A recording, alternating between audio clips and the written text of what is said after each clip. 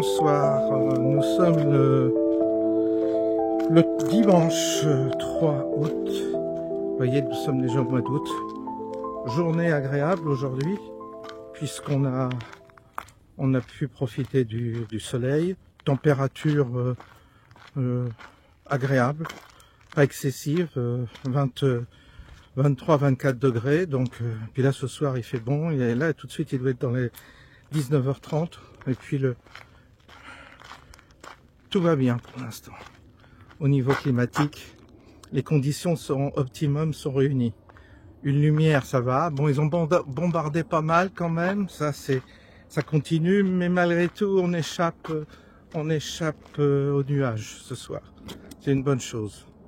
Ce midi, j'ai fait un excellent repas avec des amis. Ça, c'était sympathique comme tout, parce que on est allé dans un très bon restaurant, les Guinguettes, vous savez. Bah là, ça fait l'occasion. Comme ça, j'ai une adresse. Comme ça, quand les gens viendront, ils voudront m'inviter dans un bon restaurant, je saurai lequel leur indiquer, parce que c'est près de Coulommiers et c'est vraiment excellent. Et le cadre est formidable parce qu'on est près de la Marne. C'est les Guinguettes, vous savez, de la Marne, et il y a une petite terrasse. Enfin, c'était absolument charmant. Et puis on a mangé une entrecôte, je vous dis pas, je me suis régalé. Et puis des profiteroles au chocolat, ce qui était très très bon. Parce que c'est de la pâtisserie faite maison. Enfin, on sent que c'était pas industriel, et vraiment ça fait plaisir, parce que c'est rare d'avoir cette qualité-là gustative. Là, tu vois tout de suite la différence. Voilà. Ah, un chevreuil. Je dis plus biche parce que les gens n'aiment pas que je leur dise que c'est une biche. Donc j'ai vu un chevreuil qui courait là-bas. Oui, c'est l'heure où ils sortent en général. On va peut-être arriver à en avoir. Je sais pas. Donc, les choses peut-être vont se préciser pour... on va voir pour l'Ardèche. Évidemment, d'après mon calcul, on serait une centaine, qui commence à faire un chiffre important et qui remet en cause évidemment l'organisation, parce que Valérie, qui a une chambre d'hôte, peut nous accueillir à 20-30 dans son gîte, mais là on dépasse les normes acceptables. Donc je lui ai dit, on verra. De toute façon, c'est pareil, et c'est toujours agréable d'avoir une bonne surprise, de savoir qu'on sera nombreux. Donc je laisse mûrir ce projet. Peut-être que Valérie trouvera une salle ou un autre endroit, je sais pas, on verra. Donc on fixera la date quand on aura tous les éléments en main pour organiser cette rencontre. Mais il semble que le lieu en Ardèche là intéresse beaucoup de monde, parce que c'est un peu le centre. Et donc, tu as des gens qui peuvent venir du sud, de Lyon, du centre, de l'est, de l'ouest. Donc, ça intéresse pas mal de monde. C'est pour ça que, du coup, j'ai des réponses positives. Je ne m'attendais pas à ce qu'il y ait autant de monde. Donc, j'essaierai de faire en sorte que Jean-Marc Savatier puisse venir. Donc, il doit partir en Chine du 20 au 31 août. Donc, on verra si on fait ça au mois de septembre ou si on fait ça précipitamment au mois d'août. Là encore, vous savez, on lance l'affaire, on lance l'idée, puis après on invoque la Providence pour qu'elle s'occupe de tout. Et si ça doit se faire, il y aura des éléments, des gens, des occasions, il y aura en tous les cas des éléments qui viendront nous aider dans cette mise en place et organisation. Et puis si on trouve pas, c'est que ça ne doit pas se faire. C'est pas plus compliqué que ça. Je ne me prends pas du tout la tête et je ne force pas les choses. J'essaie de lancer une bouteille à la mer et je vois ce que ça donne. Quand ça va dans un sens, hop, je me dis, c'est là qu'il faut aller. Mais je choisis pas. Je choisis pas le lieu, je choisis pas l'endroit, je choisis pas. Je vais là où la porte s'ouvre et je valide ou pas en fonction de mon ressenti, qui peut être un ressenti aléatoire. Hein. Je réponds pas de mon ressenti. Il faut bien croire, je suis pas de ceux qui affirment, qui confirment, qui sont sûrs d'eux, et on peut se tromper. L'erreur est vraiment humaine, même intuitivement on peut se tromper. Je l'ai déjà vu, donc en fait l'erreur fait partie aussi du programme. On peut se tromper, on peut faire des bêtises, mais des fois la bêtise te conduit à un autre succès, etc. Donc ce monde fonctionne comme ça, par ricochet. et on peut pas s'extraire de cette réalité qui bascule entre des erreurs et des succès. C'est un composé des deux. Mais l'erreur nous permet parfois le succès. C'est pour ça que on peut pas être catégorique. C'est comme tout. Comme toutes les affaires sont comme ça, ambivalentes. C'est des lois particulières qui façonnent ce monde. Et on peut pas être dogmatique. On ne peut pas être, comment dire, on ne peut pas être affirmatif, je dirais, d'une manière fanatique, comme les fanatiques se le sont, vous savez, c'est très ambigu ce monde dans lequel on est. Il y a comme une forme d'équilibre entre deux énergies ou deux réalités, je ne sais pas, comme une forme d'équation dans laquelle on est pris nous-mêmes et qui doit être une forme qui doit nous amener à un décryptage qui nous permettrait peut-être de comprendre en fait comment tout ça arrive, de pourquoi ça arrive, de quelle manière ça arrive, et de trouver la clé de l'énigme qui semble pour l'instant nous échapper. Je vous cache pas, hier soir je réfléchissais, parce que je passe mon temps évidemment à réfléchir avec mon petit cerveau, mes petites cellules, et je me disais, il n'y a pas à dire,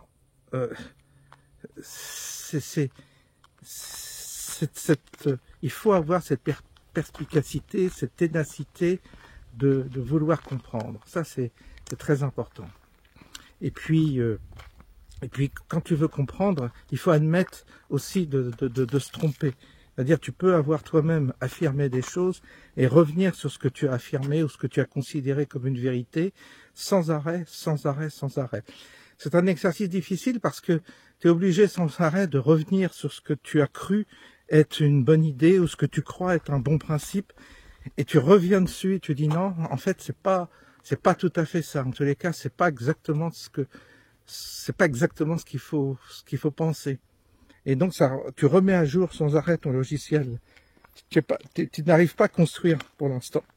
Pourquoi? Parce que aussitôt que tu es pris dans un raisonnement et dans une logique, ton orgueil te conduit à justifier ce à quoi tu crois. En fait, tu adoptes un principe, tu adoptes une logique, tu essaies de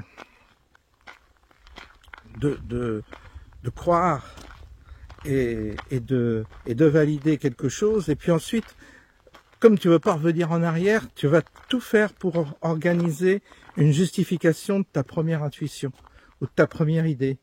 Et souvent, tu es engagé comme ça dans une voie où tu justifies,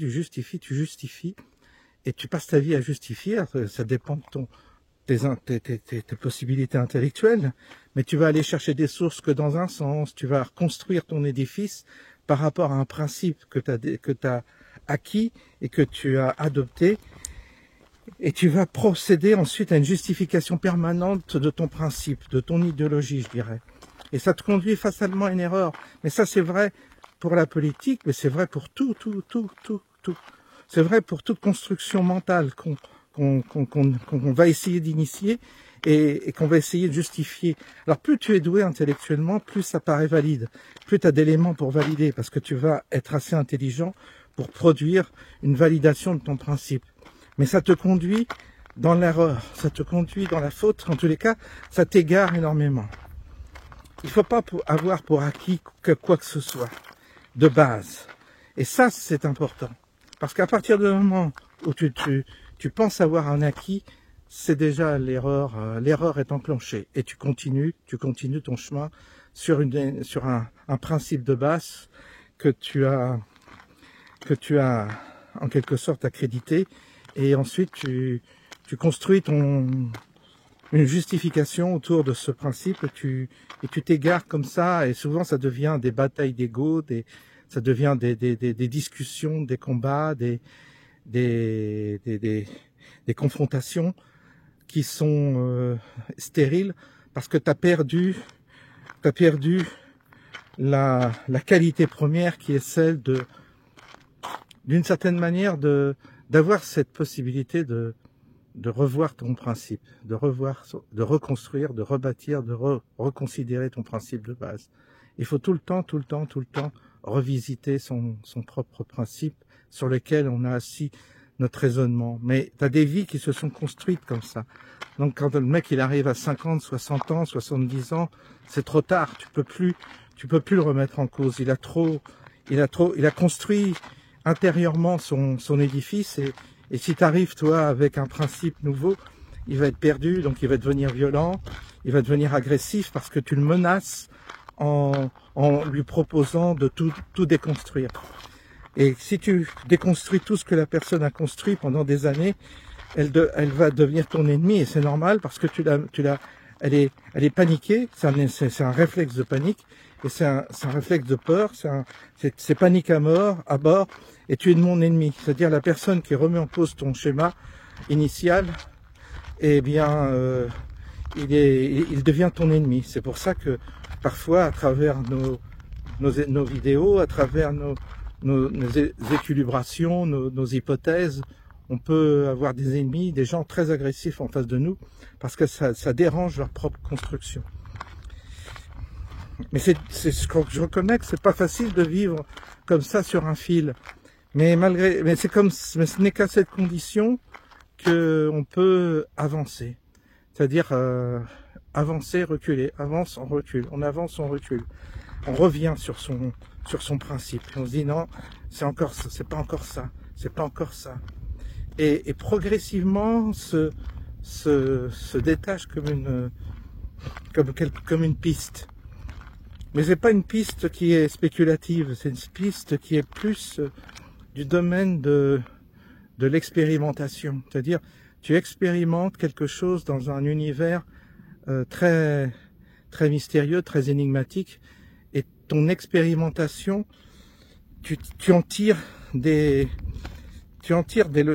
conséquences, tu en tires des espèces de lois qui progressivement que tu peux répertorier et que tu peux chercher dans d'autres circonstances à valider ou pas, comme un laborantin, comme un chercheur, comme un scientifique qui pose une hypothèse et qui revient et qui valide ou pas. Et par l'expérimentation, l'observation aussi, beaucoup. L'observation, ça compte énormément. Et je dois vous dire que moi, j'essaie d'être dans cette dynamique-là. Et c'est pour ça que je propose pas de solution, je propose pas de solution. Je propose pas de perspectives. Et je dois dire que personnellement, je me sers de ces vidéos, de cet outil, je me sers aussi de cette possibilité que j'ai de m'exprimer devant une caméra sans interlocuteur pour me forcer à formuler des choses que je ne formulerais pas s'il n'y avait pas cet outil. Donc j'utilise l'outil en quelque sorte à des fins personnelles pour avancer dans ma recherche et dans ma propre dans ma propre quête personnelle. Et je sais que le fait de formuler, de parler, de me réécouter, de me réentendre après, parce que je me réécoute et j'analyse ce que je dis et je réfléchis à ce que j'ai dit, parce que je dis des choses comme ça dans l'instant, en marchant, et qui est une forme de parole automatique, non réfléchie, non préparé, c'est improvisé. Et ça, je parlais de l'improvisation. Ça, c'est clair que on va continuer toujours dans l'improvisation parce que ça, c'est une des clés majeures. Ça, on garde ça dans un coin. L'improvisation, à tout bout de champ, il faut. Donc, il faut que ta vie, de toute façon, te permette d'avoir ce type de fonctionnement, c'est-à-dire d'improviser. Et ensuite, de liberté, c'est-à-dire, on doit être libre. On doit se détacher des contraintes. Ça, c'est aussi une des clés que j'ai vérifiées, c'est qu'on doit être absolument libre. Libre de toute culpabilité, libre de tout attachement affectif, libre de toute contrainte ou de toute, même du côté de tout, même d'une relation. Il faut être libre de se détacher s'il le faut. En tous les cas, il faut qu'on ait cette liberté-là de pouvoir agir en fonction des circonstances et de ne pas revenir en arrière, quoi. C'est ça aussi. Alors ça, c'est une sacrée, vous savez, ça c'est une sacrée ascèse, parce que on s'attache, on a des amis, on a un affect, et c'est comme par rapport à l'animal, si vous voulez, on s'attache, on prend plaisir, on prend plaisir avec la personne, on prend plaisir avec l'animal, on prend plaisir, et effectivement, on construit comme une dépendance, et cette dépendance, à un moment donné, peut être un obstacle à cette liberté intérieure. Ça ne veut pas dire qu'on est égoïste, ça ne veut pas dire qu'il faut être indifférent, mais ça veut dire malgré tout qu'il y a un peu de ça. C'est-à-dire qu'il y a un moment donné où si ta quête personnelle doit te conduire à une rupture, parce que tu dois te couper d'une relation, tu dois le faire. Mais c'est à chaque fois une souffrance. C'est pas du tout jouissif. Et là, on trouve la signification du sacrifice. Il y a une forme de sacrifice, c'est-à-dire tu sacrifies une partie, la partie affective de toi qui est rendue dépendante par rapport à un être ou par rapport à un animal ou une personne, mais tu dois admettre que cette dépendance-là devient un obstacle sur le chemin dans lequel tu es. Parce qu'on est sur un chemin particulier dans lequel on doit progresser dans sa connaissance et dans sa réflexion. Parce que l'énigme est là, comme dans un jeu. Et ça, c'est dur, c'est très dur. Je dirais que pour moi, c'est fait partie des épreuves les plus dures, c'est de devoir me séparer de personnes parfois que j'aime, mais qui deviennent obstacles. Et ça, c'est dur parce que ça m'est arrivé plusieurs fois de rompre, mais vraiment d'une manière brutale. Et je l'ai fait parce que je sais qu'il faut le faire. Pour vous dire pourquoi, je n'en sais rien. Mais ça, il y a une forme de radicalité à un moment donné qui s'impose. Et cette radicalité, elle est brûlante, quoi, des fois. Elle te brûle toi-même. Elle te fait souffrir. Et c'est vrai qu'il y a une forme de souffrance que tu ressens quand tu dois admettre que la séparation avec quelqu'un avec qui tu as cheminé, elle est indispensable. C'est triste, c'est très dur. Et puis après, j'ai remarqué qu'on ne doit pas revenir en arrière. J'ai tenté, j'ai essayé, c'est pas bon. Une fois que c'est cassé, c'est cassé. Après, évidemment, c'est de l'incompréhension, c'est des interprétations, mais il n'y a rien à interpréter. Ça se passe en fait ça se passe à des niveaux qui sont pas forcément terrestres, ou qui sont pas forcément dans cette dimension. Et donc parfois tu agis sur un plan qui n'est pas ce plan sur lequel on est. Et comme tu es sur un autre plan et que ton action, elle doit s'intégrer, elle doit s'imposer, ou elle doit se manifester dans ce monde, eh bien, fatalement, elle peut être immorale d'une certaine manière. C'est-à-dire, elle correspond pas à un code moral que s'impose la société. Et ça veut pas dire que tu es immoral, ça veut pas dire que tu es égoïste, que tu es personnel, que tu es sans cœur. Mais ça veut dire simplement que tu as saisi que sur un certain plan, pour avancer sur un autre plan, tu devais incarner et tu devais manifester matériellement une option qui était pas morale du point de vue des lois humaines ordinaires. Et c'est comme ça que tu te retrouves parfois à culpabiliser pour quelque chose que tu as fait, que tu sais que c'est juste, mais en même temps que tu as peut-être fait souffrir aussi des gens. Et ça, c'est quelque chose qui m'est arrivé. C'est-à-dire tu peux être amené à faire souffrir sans chercher à faire souffrir, mais parce que la décision que tu as prise sur un certain plan a pour conséquence de faire souffrir. Et donc après, c'est comme ça que naissent des conflits ou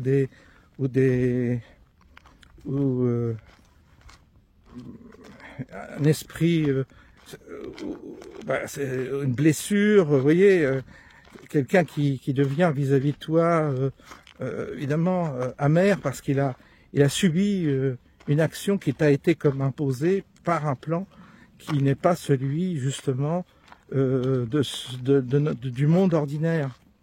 À partir du moment où on agit sur plusieurs plans, c'est très difficile d'être compris sur Terre déjà, ou dans notre réalité, parce que nous, on en a parlé de notre morale, de nos règles, de ces conventions dans lesquelles on a été éduqué, et tu t'aperçois que tu as parfois comme une forme d'obligation de ne pas suivre des codes moraux qui t'ont été transmis par l'éducation, parce que ils sont un obstacle en fait à cette évolution que tu poursuis.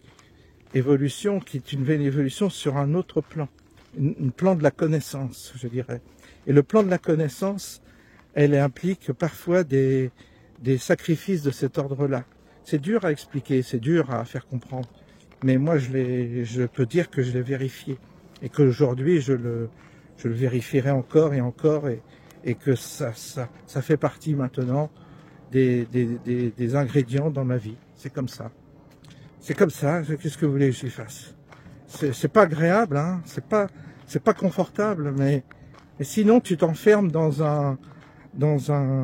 tu t'enfermes dans des histoires que tu t'inventes et qui sont parfois, tu t'inventes une forme de morale, tu te confortes tu te justifies, tu te confortes parfois dans des relations affectives avec des personnes et qui malheureusement sont contraignantes, voire un obstacle à ta progression.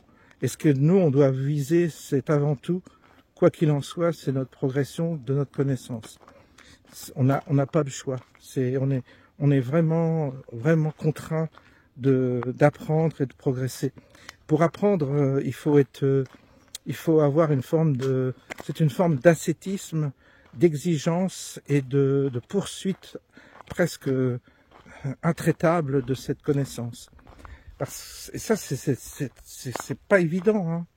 D'une part, cette connaissance, on n'a pas forcément les outils appropriés. On n'est pas tous équipés de la même manière, je dirais intellectuellement, mentalement, même psychologiquement. Il faut être équipé. Donc cet équipement, c'est comme le chevalier, c'est-à-dire tu as une armure, tu as une épée, tu as un bouclier, tu es seul, tu as ton cheval comme partenaire. Tous ces symboles sont vrais. Tu as une armure, tu vois, tu as vraiment, c'est la quête, quoi. C'est la vraie quête. Elle est très particulière. Alors je comprends que d'une certaine manière, ce profil du chevalier solitaire, avec tous les attributs qui lui sont donnés comme symbole, correspondent à une forme de particularité pour laquelle tout le monde n'est peut-être pas fait. Parce que c'est vrai que ça a un côté décapant parfois, ça a un côté solitaire, ça a un côté troublant, parce que, comme je vous dis, on va contre ses propres codes moraux, par ses propres lois morales qu'on nous a enseignées, mais tu transgresses cette morale pour aller où tu dois aller, et c'est nécessaire parfois de transgresser pour justement apprendre certaines choses qui ne sont pas accessibles autrement que par la transgression. Tout cela nous fait de nous des gens qui ont un chemin particulier. Et c'est pas la peine de chercher à justifier. C'est pas la peine de chercher à expliquer plus que cela. Soit quand je parle de ces choses, soit on te comprend, soit on ne te comprend pas. Et la personne qui ne te comprend pas, qui analyse faussement tes paroles ou qui n'a pas intégré ce que tu cherches à dire, c'est pas grave, ça n'a pas d'importance. Un jour, peut-être qu'elle comprendra, dans 10 ans, dans 20 ans, dans 30 ans, ou jamais, et c'est pas un souci. Le but, c'est pas ça n'a pas d'intérêt de se faire comprendre. C'est juste, l'essentiel, c'est que toi, tu comprennes sur le chemin sur lequel tu es, et que tu comprennes que ça a un sens, et que tu comprennes que de toute façon, cette énigme, et cette équation dans laquelle tu es, eh bien, tu dois la résoudre. Tu dois résoudre l'équation. Tu fais partie de l'équation. Et à partir du moment où tu fais partie de l'équation, tu dois la résoudre, cette équation. Et quand tu as compris que tu faisais partie de l'équation de ce monde, fatalement, tu n'as plus peur. Parce que tu dis, mais je fais partie de ce monde. Donc, je fais partie à part entière de ce monde. Donc, tu dénonces le mal, mais toi-même, tu es dans ce monde aussi. Tu peux dénoncer ce qui ne va pas, comme on fait, c'est-à-dire décliner tout ce qui ne va pas. Mais en même temps, toi, tu es dans cette équation-là, dans ce monde-là, tu en fais partie, et donc tu as aussi une forme de rôle. En tous les cas, tu fais partie de l'équation, c'est-à-dire que tu dois développer toi-même ta formulation, ta formule pour justement équilibrer l'équation dans laquelle on est. Donc il y a une forme d'équilibre qui doit se faire parce que le monde est une équation. Et c'est pour ça que j'ai eu ce déclic. Je me suis dit, en réalité, on ne sait pas ce qu'on cherche vraiment. On teste, on expérimente, comme avec cette chaîne, j'expérimente beaucoup. Je lance des bouteilles à la mer, je vois s'il y a un retour, je vois si ça fonctionne, je vois si ça porte des fruits, je vois si ça ne porte pas de fruits, et si ça porte des fruits, avant tout pour moi. J'essaie de voir si moi ça me fait progresser. Le jour où cette chaîne me fera pas progresser, j'arrêterai évidemment, parce que ce qui compte, c'est que je progresse dans ma connaissance. Il n'est pas exclu qu'un jour je me dise, bah, c'est fini, c'est plus utile, j'ai fait le tour du truc, et que mon activité, ma recherche, les disponibilités dans lesquelles je serai, mon corps aussi, les conditions peuvent changer et peuvent m'amener à changer, quoi, à faire tout autre chose. Ça fait partie. En fait, il y a toutes les possibilités. Parce que avec cette chaîne, j'avance jour après jour. Je vous dis franchement, c'est vraiment jour après jour. Je ne programme rien. Je ne sais pas vraiment demain ce que je vais dire. J'ai réussi si vous voulez, surtout depuis que je suis à la retraite, à ne rien programmer pour le lendemain. Ma vie commence chaque matin avec ces nouvelles rencontres, ces nouvelles découvertes, ces nouvelles intuitions, ces nouvelles idées. Éventuellement, tout peut être nouveau. J'essaie de programmer le moins possible, d'envisager. C'est pour ça que je suis anti-planning, anti-rendez-vous, tout ça, parce qu'il faut que ça se fasse comme ça, d'un seul coup, tac. Et puis c'est comme ça qu'il faut que je fonctionne. Ça, je le sais, c'est important pour ma propre progression, en tous les cas. Pour moi, c'est important. Et donc, cette chaîne, elle est pas construite en fonction d'un schéma et d'une planification et d'une projection, parce que, je vous le dis, je suis disponible pour être ouvert à quelle que soit l'opportunité. Peut-être que cette chaîne pourra conduire à une rencontre majeure, par exemple. C'est pas exclu, mais vraiment majeure. Un truc majeur qui m'arrivera. J'y ai pensé aussi. Et ça sera. Elle aura rempli son rôle, vous voyez. Donc c'est pas du tout. Je fais pas ça pour organiser un mouvement comme des gens le font. Même faire une forme et vouloir éveiller les gens, comme certains pensent le faire, c'est bien. Il y a des gens, ils pensent qu'ils sont habilités à éveiller les gens, à faire prendre conscience, à éveiller les consciences, tout ça. Je dirais que moi, je suis totalement indifférent par rapport à ça, parce que j'ai compris que s'éveille qui veut s'éveiller, se bouge qui veut se bouger, et peu importe quoi, c'est pas très important en fait. À partir du moment où tu comprends que tu fais partie d'une équation et que c'est pas le nombre qui compte, c'est l'efficacité d'un positionnement dans cette propre équation. Et ça sert à rien d'être 10 000, 1 million, 100 000, j'en sais rien. Il suffit que d'un soit au bon endroit, au bon moment, pour que tu déclenches autre chose, pour que quelque chose d'autre se déclenche. Et tout le processus est enclenché. Et après la masse suit. Parce que la masse émotonnière, tu as une masse qui suit et qui sera jamais éveillée. Il y a des masses qui sont inactives et qui suivent le mouvement, comme des vagues, vous savez. Et ça, il faut en prendre conscience. On peut pas avoir cette ambition et cet orgueil de pouvoir transformer le monde, ou tout au moins de transformer les gens, de les rendre conscients, et que à partir du moment où tu atteins un certain nombre, tu vas arriver à aboutir, parce que les gens, de toute façon, quels que soient les éléments que tu leur donnes, à ceux qui seront toujours dans le déni, et ceux qui sont éveillés, comme on dit, ça fait partie du vocabulaire, éveillés ou conscients, eh bien, ils iront diviser dans la bataille. Ils n'arriveront pas à s'unir, on le voit tous les jours. Donc, déjà, il n'y aura pas de solidarité, et pour ceux qui sont éveillés, et tu auras toujours la masse qui suivra le mouvement sans chercher à comprendre, sans chercher à savoir, parce qu'ils n'en ont pas la capacité, ils n'en ont pas la possibilité, et qui sont à un stade d'évolution qui leur permet pas d'accéder à ce type de considération. Ça, il faut le comprendre aussi. Donc en gros, je dirais que, en fait, il y a certainement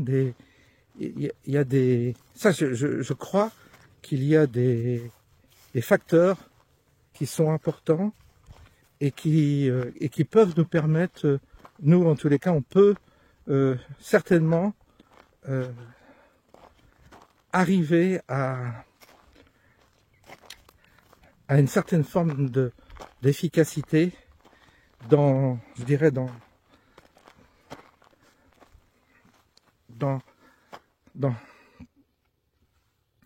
le concept global, c'est-à-dire dans la manière dont tout ça fonctionne, cette mécanique générale dans laquelle on est, il y a certainement un moyen d'agir dont on n'a pas encore saisi la clé, mais qui doit fonctionner.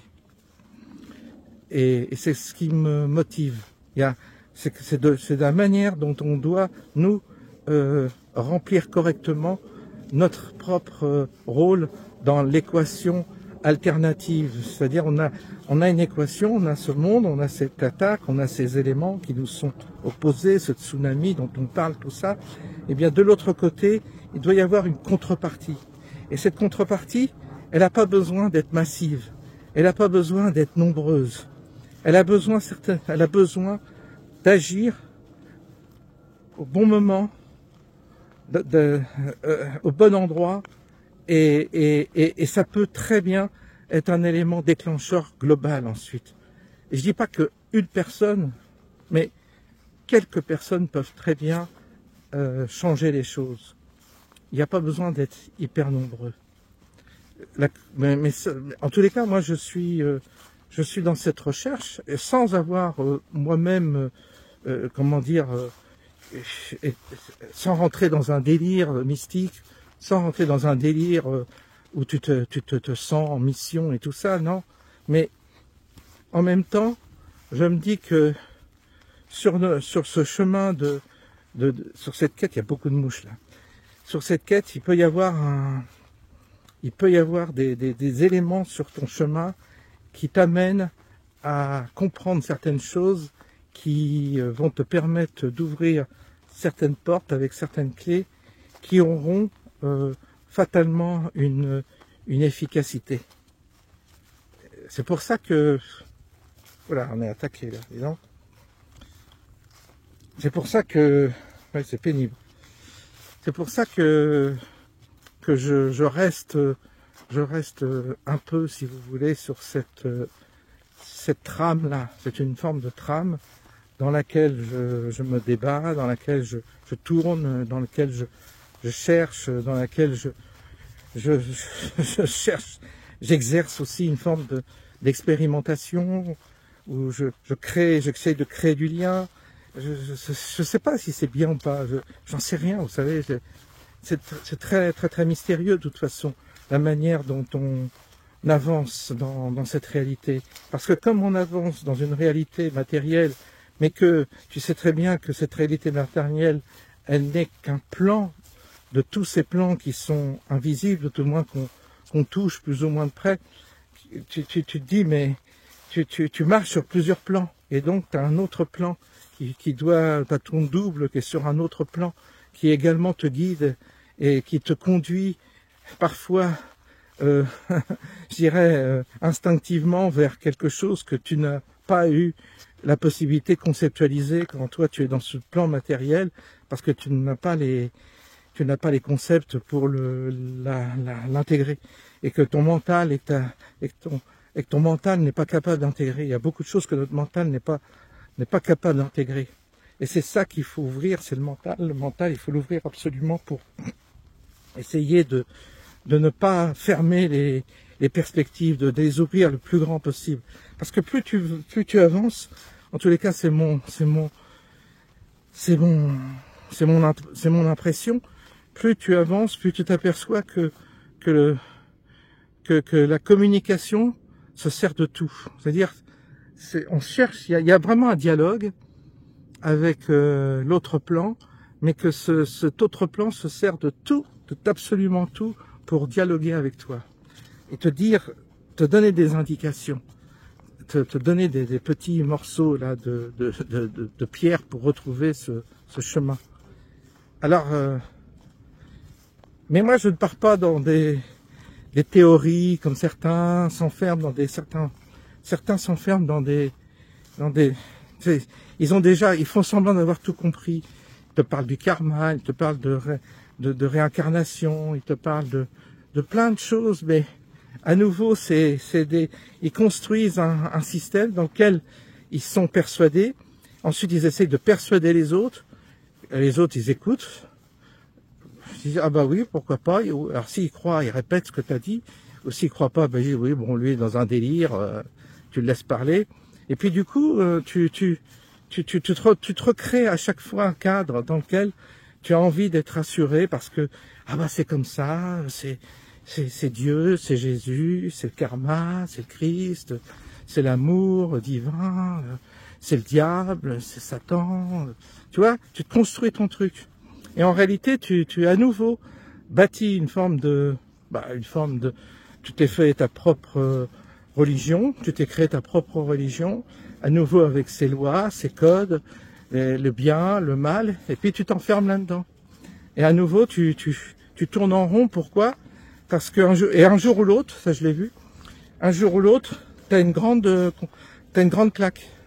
C'est-à-dire un jour ou l'autre, quand tu t'es renfermé dans un schéma comme ça, très déterminé, ou de spéculation que tu as amené, qui te font aboutir à une forme de formulation précise de ce que tu crois être la vérité, bah, tu te reçois une grande claque, comme si, et la claque te réveille, te sonne, pour te dire, mais mon pauvre, t'es complètement barré, tu t'es complètement trompé.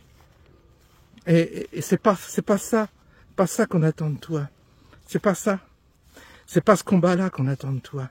Tu t'es enfermé dans un espèce de principe. Parfois, certains s'enferment dans une forme de combat humaniste, un combat religieux, un combat spirituel.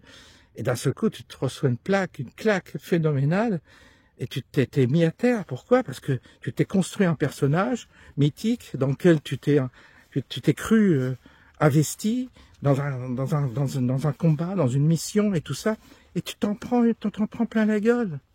T'es mis au pied du mur, et tes paroles et tes propos sont réduits en cendres.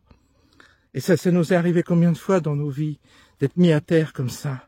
Je ne vous parle même pas, il y a une manière carrée. Je parle pas de gens que j'ai croisés dans l'église, qui eux sont tous mis à terre, tous, intégralement. Ils se sont tous ramassés, tous. Les séminaristes qui sont devenus prêtres, tout ça, c'est devenu des loques, c'est devenu n'importe quoi, c'est devenu vraiment des fonctionnaires de l'institution. Mais il n'y a plus rien en eux, il n'y a plus de lumière, il n'y a plus rien. Et ça, je l'ai vu, puis tu les vois physiquement, ils sont devenus laids, ils sont gros, ils sont devenus, enfin c'est devenu des monstres presque physiquement quand tu les vois. Quand je vois la tête des jeunes qui étaient avec moi, tu les vois sur le réseau des fois par curiosité, je regarde, mais je dis ils sont devenus monstrueux, ils ont vieilli, ils sont devenus monstrueux. Ah oui, c'est logique qu'ils soient devenus monstrueux parce que ils se sont construits un truc et ça, et tu t'en prends plein la gueule quoi. Tu t'en prends plein la gueule. Et c'est le problème c'est le problème de l'humain. C'est le problème de l'humain. En fait,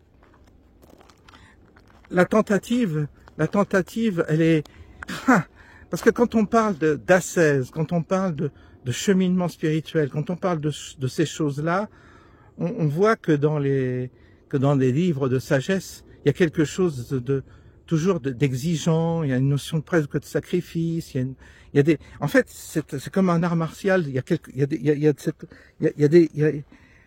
une discipline, il y a quelque chose qui est derrière ça, que tu perçois. Et tu dis, mais moi, je suis pas capable de ça. Et tu veux suivre l'exemple d'un saint, mais tu n'y arrives pas. Donc tu fais tout pour coller à une image, mais tu vois que ça va pas. Et à chaque fois, tu transformes une espèce de saint ou de sainte, et ça fonctionne pas, et tu te prends une grande claque. Parce que on a une mauvaise interprétation de ces questions-là. On a une très mauvaise interprétation. Ce qui ne veut pas dire que plus tu avances, que les symboles que tu conçois, que tu découvres, tu les vois autrement. À chaque fois, tu dis, ah oui, il y a ça. En fait, je vais pas prêter attention à cette image symbolique ou à ce symbole, mais en fait, il a une vraie signification. Et en fait, tu décodes, progressivement, tu décodes une signification de certains symboles qui soient chiffrés, que ce soit des nombres, que ce soit des images, des figures, ou des mythologies, ou des histoires qu'on t'a racontées. Il y a quelque chose dedans que tu découvres parce que tu l'as expérimenté. Mais si tu n'as pas expérimenté, tu fais une mauvaise interprétation du symbole, du code, etc. Et tu rentres dans des catégories souvent fausses. Et tu t'égares. Et quand tu t'égares, tu te prends une claque. C'est ça. C'est-à-dire que systématiquement, quand tu t'égares, tu t'en prends plein la gueule. Ça, c'est ce que j'ai remarqué maintenant. Et parce que le processus dans lequel tu es enclenché, c'est pas que tu t'en prends pas la gueule parce que quelqu'un de méchant t'en veut, mais tu t'en prends plein la gueule parce que tu es dans l'erreur et que c'est toi qui génère cette adversité, c'est toi qui génère cette opposition et c'est toi qui génère, sans le vouloir, la tuile qui te tombe sur le dos. C'est toi qui la génère parce que tu n'as pas suivi tu ne t'es pas mis vraiment dans la position de celui qui est qui s'inscrit dans cette quête spirituelle dans laquelle tout être humain devrait être. Parce qu'en fait, on est sur Terre pour suivre une quête, pour connaître, pour comprendre. Ça, c'est obligé. Parce que le mystère est tellement grand qu'on ne peut pas faire semblant de pas s'intéresser. Puis tu as l'épée Damoclès de la mort qui t'oblige à ça. C'est comme ça te tiraille, ça t'oblige. C'est un vecteur qui te stimule la finalité. Donc voilà, t'es coincé là, t'es obligé. Et l'homme est une forme certainement de paramètres qui fait partie d'une grande équation dans laquelle on doit jouer un certain rôle. Et quand on n'a pas compris le rôle qui n'était le nôtre humain dans cette dimension et sur les autres dimensions, on fait des conneries, on est dans un déséquilibre absolu. Et plus tu avances dans la connaissance, plus tu avances sur la voie, plus cet équilibre, tu le ressens. Tu ressens comme une forme d'équilibre. Et tu dis, oui, c'est vrai, il y a une forme d'équilibre. Mais tu le sens. Tu sens qu'il y a un équilibre qui s'établit. Et cet équilibre-là te conduit presque à reconsidérer beaucoup de choses. Parce que tu dis, ah oui, en fait, c'est pas vraiment ce que j'ai dit. C'est pas vraiment ça. C'est pas ce que j'ai dénoncé. C'est pas forcément utile de le dénoncer de cette manière-là. Et tu revois ta copie et tu revois ton schéma et tu revois tout parce que tu revois tout sous un autre angle et tu as envie de dire, mais non, en fait, c'est pas exactement ce que je voulais dire. C'est pas exactement ce que je voulais dénoncer. C'est pas exactement ça. C'est ce qui m'arrive sans arrêt. Et c'est pour ça que dans mes vidéos, dans mes explications, je traverse des phases où je suis différent, où je suis des fois dans des passages absolument sombres, où je ne vois aucune perspective, et d'un seul coup, il y a quelque chose qui s'ouvre. Et cette chose qui s'ouvre, d'un seul coup, m'illumine, me rend à nouveau la lumière. Et c'est pour ça qu'il faut jamais prendre au premier degré dans mes vidéos ce que je dis. Parce que je vous dis, d'une journée à l'autre, je change. Mon corps se modifie, nos cellules se modifient, et même tout, notre âme aussi évolue, change, se métamorphose. Et comme on est dans une métamorphose globale, totale, dans un temps qui nous échappe, parfois en tous les cas, ça peut apparaître comme quelqu'un qui est pas cohérent. C'est ce que moi je constate chez moi, c'est que il peut y avoir des vidéos qui soient en contradiction les unes par rapport aux autres et qu'il peut y avoir un manque de cohérence. Parce que je comprends les mécanismes qui te font être incohérent. Parce que si tu veux absolument coller à une cohérence, tu t'enfermes également dans un principe que toi tu as choisi, comme je disais tout à l'heure, et tu veux le défendre coûte que coûte. Il faut que j'accepte l'incohérence pour aboutir à une autre forme de cohérence, mais il faut que il faut que j'accepte et il faut que j'ai l'humilité de ne pas être cohérent et de paraître pour quelqu'un d'incohérent parce que c'est nécessaire pour avancer.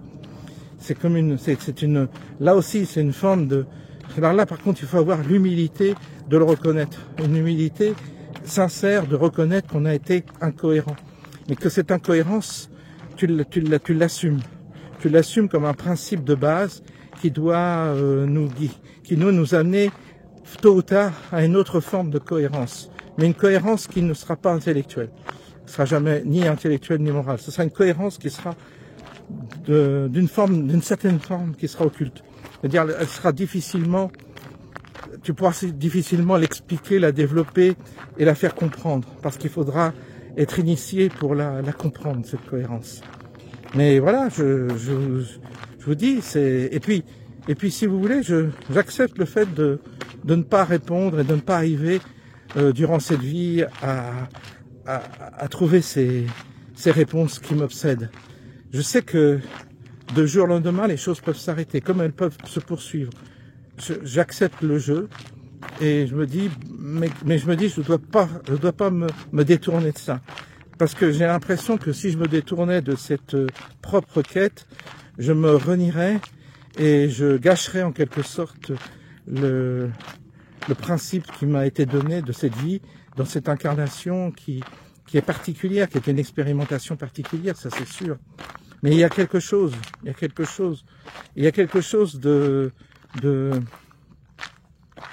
d'important. Maintenant, je peux pas développer, je peux pas spéculer comme certains le font. Certains, vous savez, ils vont loin dans leurs explications. Il y en a qui vont loin, qui vous expliquent des choses, mais j'ai remarqué que tous ces gens qui reviennent avec une explication particulière de la situation de l'homme, de la signification de l'humain, tout ça, ils avancent pas d'un pas. Ils n'avancent pas, et ils ne déclenchent rien. Ils ne déclenchent pas autour d'eux quelque chose qui nous permettrait de vérifier que ça sert à quoi que ce soit. Si ça sert à rien, ça sert à rien. C'est un coup d'épée dans l'eau, et ça m'intéresse pas. C'est pour ça que je recherche, moi, c'est peut-être ce que j'ai connu dans le monde des affaires, c'était la nécessité de l'efficacité. Et ça a été un bon apprentissage. Je me sers de ça aujourd'hui aussi pour avancer. Je me suis aperçu que quand j'étais dans le monde des affaires, il y avait des contraintes. Il y avait ce que tu pensais. Donc tu partais sur un concept, tu pars sur une idée, et ensuite tu spécules dessus. Tu dis je vais faire ci, je vais faire tel concept, il y a plein de mouches. Je vais faire tel concept, je vais faire tel truc, et et ça va marcher, t'es sûr que ça va marcher? Alors moi, je me disais toujours, je suis pas sûr que ça va marcher, on va tester. Donc on fait un centre pilote. Et on fait un centre pilote dans lequel on teste nos idées. Il n'y a pas de problème. Et commercialement, ça marche ou ça marche pas. Et quand je dis ça marche, ça veut dire tu as des clients ou tu n'as pas de clients. Tu as des clients qui payent ou tu as des clients qui payent pas. Et tu progresses comment? Tu progresses en validant les étapes, c'est-à-dire ou en les invalidant.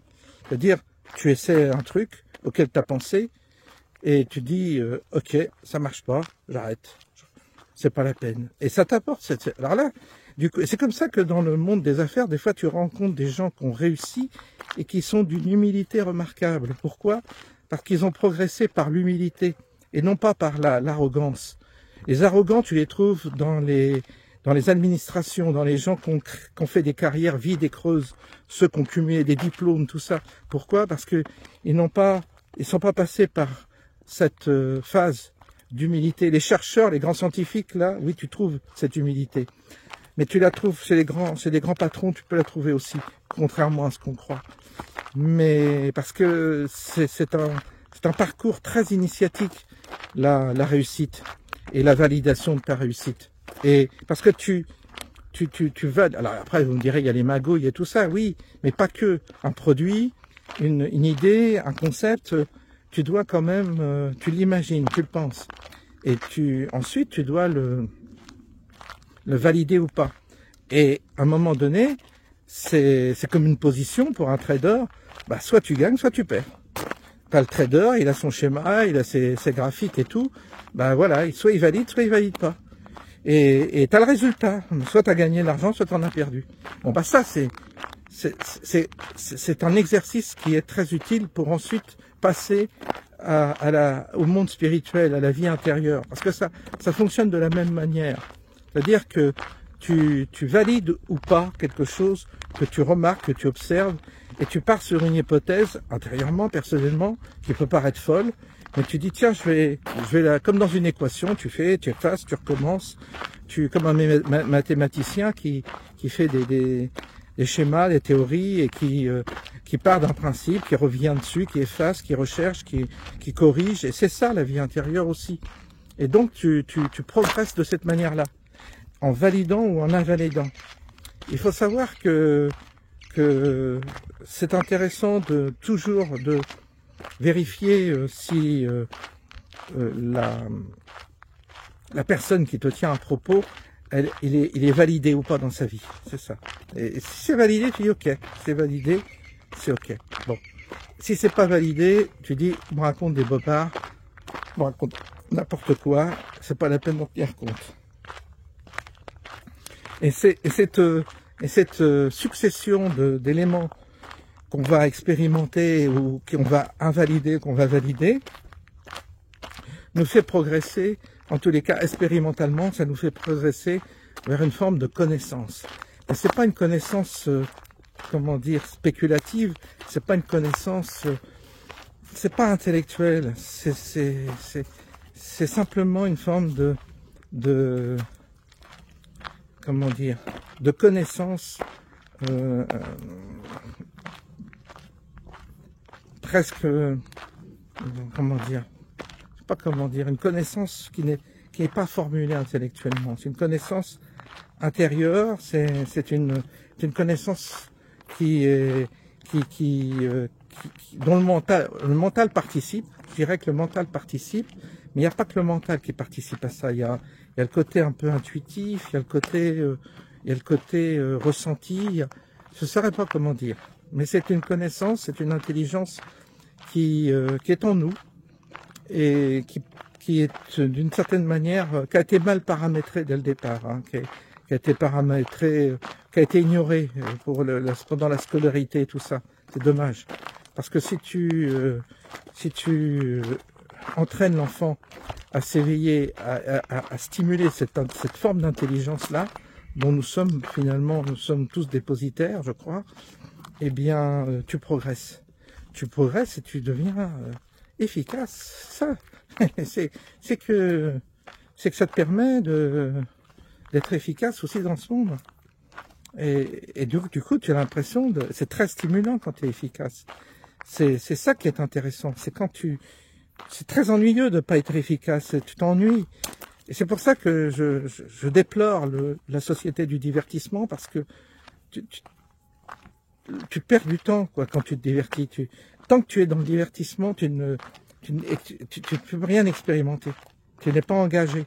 C'est comme, c'est exactement comme les traders qui font du trade avec des positions non réelles, qui n'investissent pas. T'as des gens comme ça, ils font du trade, mais avec des fonds qui sont virtuels, qui sont pas réels. Le trader te dira toujours que il apprend à partir du moment où il s'engage, où il engage des propres fonds à lui, qu'il engage de l'argent, du vrai argent. Mais tant qu'il est dans un jeu virtuel, spéculatif et non physique, il n'est pas physiquement impliqué, il n'apprend rien. C'est pour ça que tous ceux qui sont dans des jeux virtuels n'apprennent rien. En fait, ils ne nourrissent pas cette intelligence dont je vous parle. Parce qu'ils sont dans... Ils sont dans le divertissement et ils échappent à l'exercice qui nous est donné dans cette réalité où tu as les impacts. Tu reçois un coup dans le monde réel, il te fait mal. Tu reçois un coup dans un jeu vidéo, tu souffres pas. Comment tu veux progresser dans un jeu vidéo? Tu peux pas progresser dans un jeu vidéo parce que le coup, tu vas pas le recevoir, tu vas pas le ressentir. Tandis que dans la rue, si tu te bats, tu vas progresser. Tu vas progresser parce que tu vas, à partir du moment où tu as reçu un coup, tu vas après corriger, tu vas apprendre à te défendre, tu vas faire peut-être un sport qui va te permettre la prochaine fois de frapper l'autre avant qu'il te frappe, etc. Et là, tu auras progressé. Et donc, le résultat sera concret, réel, et tu en tireras un bénéfice. C'est malheureusement l'erreur de notre jeunesse qui actuellement vit à travers les écrans et le virtuel. C'est qu'elle est totalement... déresponsabilisés par rapport au monde réel, et ça en fait des gens très addicts à des comportements qui sont désincarnés, et donc ils vont payer très très cher. Bon, ils le paieront cher, hein. Ça va faire énormément de dégâts, énormément. Mais ça aussi, ça va avoir une conséquence, vous voyez, dans la réalité. C'est-à-dire que tous ceux qui sont dans les jeux, dans les trucs spéculatifs, tout ça, qui perdent leur temps à ça, vont le payer très très très cher. Très cher. Ils pourront pas s'en sortir. Il faut se confronter, évidemment, au réel. Il faut sortir de notre boîte virtuelle pour se confronter à ce monde réel. Et c'est comme ça qu'on apprend. Il est là, il est fait. Là, cette dimension, elle est là pour ça. Et c'est pour ça que le piège, c'est de nous enfermer dans un monde spéculatif et virtuel pour justement couper toute progression spirituelle, tout cheminement évolutif.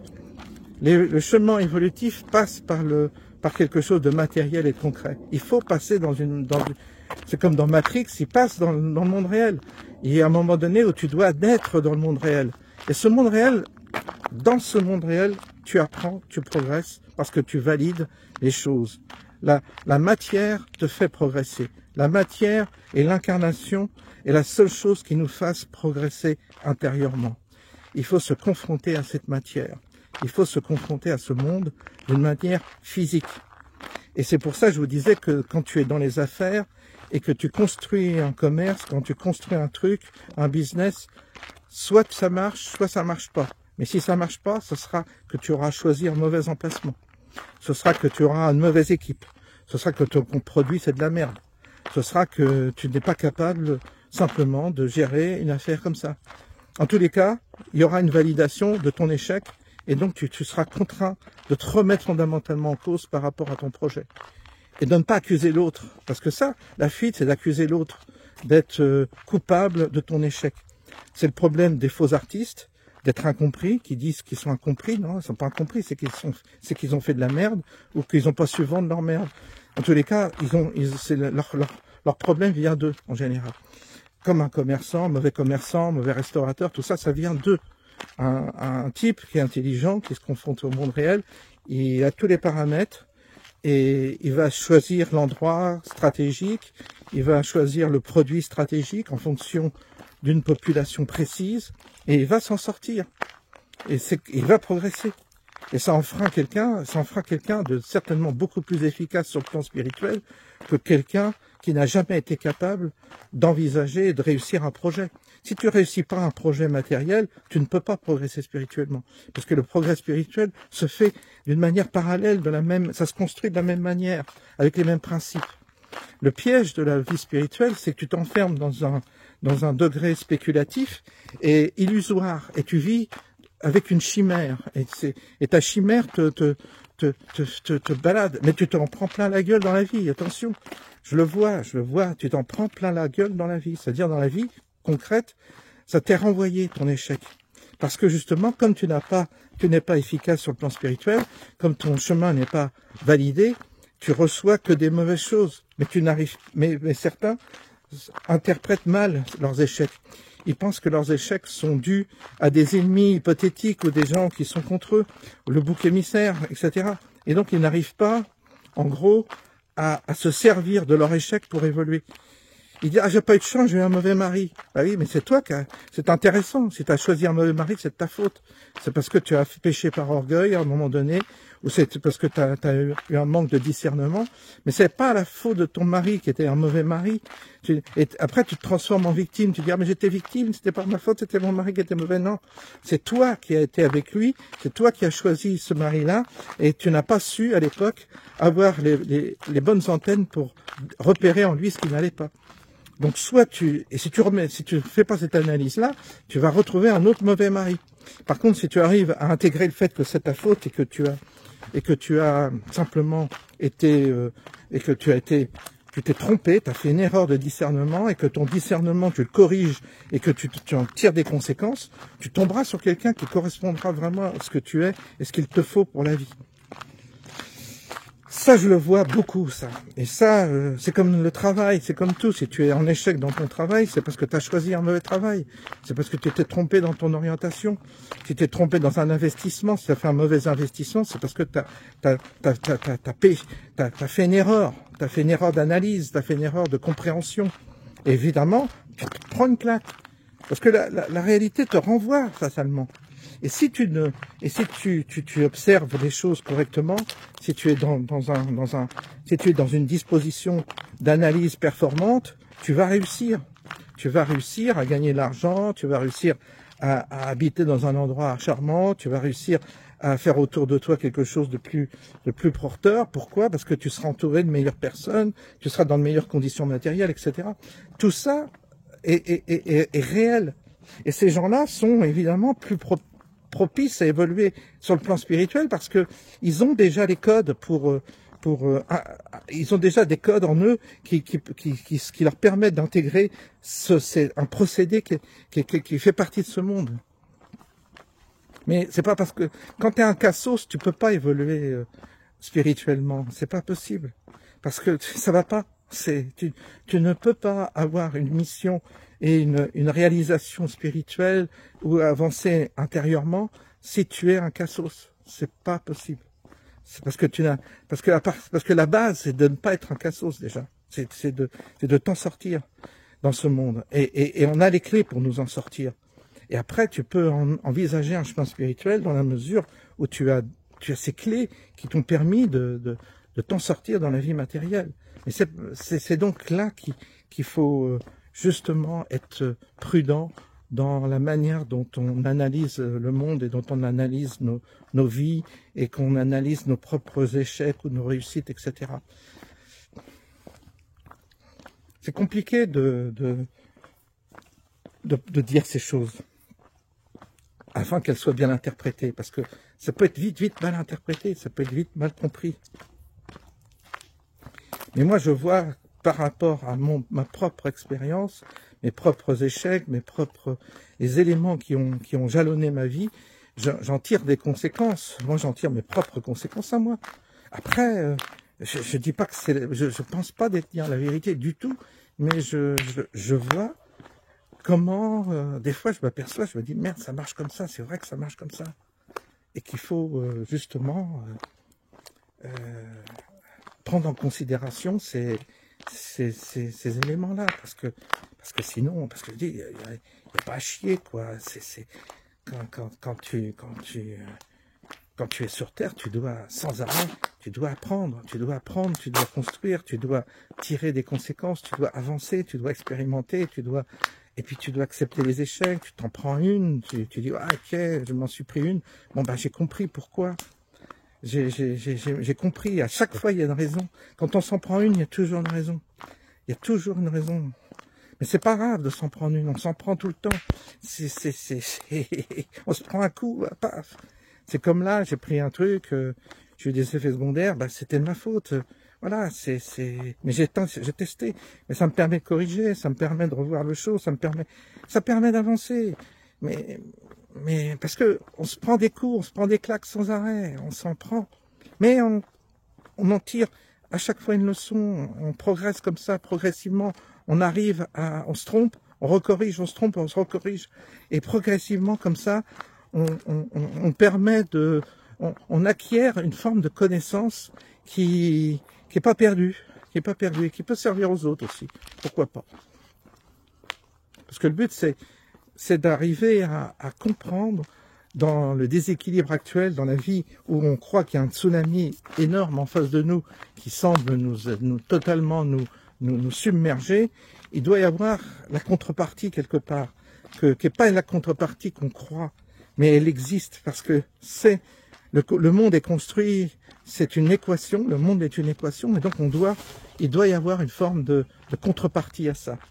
Une contrepartie que j'ignore, mais que je cherche, parce que je réalise qu'en réalité, il y a fatalement une contrepartie. Et c'est pour ça que je continue à m'exprimer et de ne pas redouter la censure, et de ne pas, parce que je me dis, il faut qu'on aille au bout, on va voir. Il y a des choses qu'on peut dire aujourd'hui qu'on ne pouvait pas dire hier. Pourquoi? Je ne sais pas. Je ne sais pas pourquoi on nous laisse les dire. Ils peuvent nous tuer du jour au lendemain, qu'ils le fassent après. Peut-être, et pourquoi ils le font pas? Vous voyez, et peut-être qu'ils le feront, j'en sais rien. C'est comme ça qu'on avance. Mais c'est pas en restant figé et terrorisé dans sa petite bulle qu'on va avancer. Alors là, c'est voué à la catastrophe. C'est voué à la catastrophe. Se recreviller sur soi dans sa petite bulle, ne pas avancer, ne pas expérimenter, oublier qu'on est là pour expérimenter les choses, en espérant qu'on va échapper au cataclysme, c'est tout le contraire. On échappe au cataclysme, au contraire, en avançant vers la connaissance, en avançant vers l'évolution intérieure. C'est là qu'on échappe au cataclysme, c'est là qu'on échappe au déclin, c'est là qu'on échappe justement. C'est parce que ça sert de levier à chaque fois. C'est donc contre-productif d'imaginer qu'on se protège en ne faisant rien. C'est contre-productif en imaginant qu'on se protège en restant dans sa petite bulle, bien au chaud, et sans prendre aucun risque. C'est totalement improductif, bien au contraire. Mais c'est vrai qu'on nous envoie des messages qui sont contradictoires, on nous envoie des messages qui nous font peur, tout ça, parce qu'ils veulent pas qu'on évolue. Évidemment, l'adversaire, lui, ne veut pas. Il cherche à bloquer notre évolution. Il cherche à bloquer notre expérimentation. Il cherche, en tous les cas, il utilise tous les ingrédients qui lui sont à sa merci pour nous empêcher de faire ce qu'on doit faire individuellement. Mais ça, c'est du travail individuel qu'on doit réaliser, qu'on doit faire. Ça dépend de chaque personne. Et moi, je fais mon travail, je fais mon chemin. J'ai ma vidéo aujourd'hui, demain j'aurai peut-être pas, j'ai ma chaîne, j'expérimente des choses, voilà. Et c'est le chemin que j'ai. Point final. Et je dis pas qu'il est bien, qu'il est meilleur, il est ce qu'il est. Mais tout ce que je peux vous dire, c'est que ne rien faire et surtout se distraire et passer son temps à faire des conneries, bah c'est sûr que vous allez vous en prendre plein la gueule. C'est évident. Il n'y a pas de temps à perdre. Il n'y a pas de temps à perdre. Vous savez, l'ennemi, l'adversaire, il faut voir qu'eux, ils sont toujours à l'affût. Ils perdent jamais du temps. Vous voyez les gens qui sont vraiment intéressants, qui sont actifs, qui agissent, sont très rarement en vacances ou prennent très peu de vacances. Ils sont en général toujours concentrés. Ils sont toujours à l'affût. Ils perdent jamais leur temps dans des amusements. Bah, ils vont s'accorder quelques quelques plaisirs, mais ça reste très éphémère, leur plaisir. En général, ils passent énormément de temps. Moi, j'ai vu des grands chefs d'entreprise ou des gens qui avaient beaucoup d'argent. Ils sont toujours aux aguets. Ils sont toujours en train de discuter d'affaires. Ils sont toujours là. Ils baissent jamais la garde, d'une part. Et ils sont comme ça. Et c'est pour ça qu'ils en sont arrivés là. Parce qu'ils sont tout le temps sur le qui-vive. Ils sont tout le temps. Et tu les vois pas dans le divertissement. C'est une erreur. On a cru que les gens qui étaient riches et tout ça étaient dans le divertissement et tout ça. Tu vois que ceux qui sont dans les artistes qui sont dans le divertissement, ils sombrent.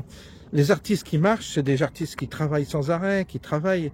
Et celui qui arrête de travailler, et qui veut vivre dans le divertissement, il s'effondre totalement, il finit dans la drogue, dans la prostitution, j'en sais rien. Enfin, il s'égare totalement, il sombre. Donc en réalité, il y a toujours, pour celui qui est dans cette vie et qui veut en tirer quelque chose, de toute façon, il est tout le temps actif, tout le temps opératif, et il baisse jamais la garde. Mais c'est le problème de notre société, on a noyé les gens dans le divertissement, et donc du coup ils sont stériles, ils avancent pas, ils s'en prennent pas la gueule, et après ils ont pas assez pour manger, ils ont pas assez d'argent et tout ça. Ah oui, c'est logique. Je vous souhaite une bonne soirée, et je vous dis à bientôt.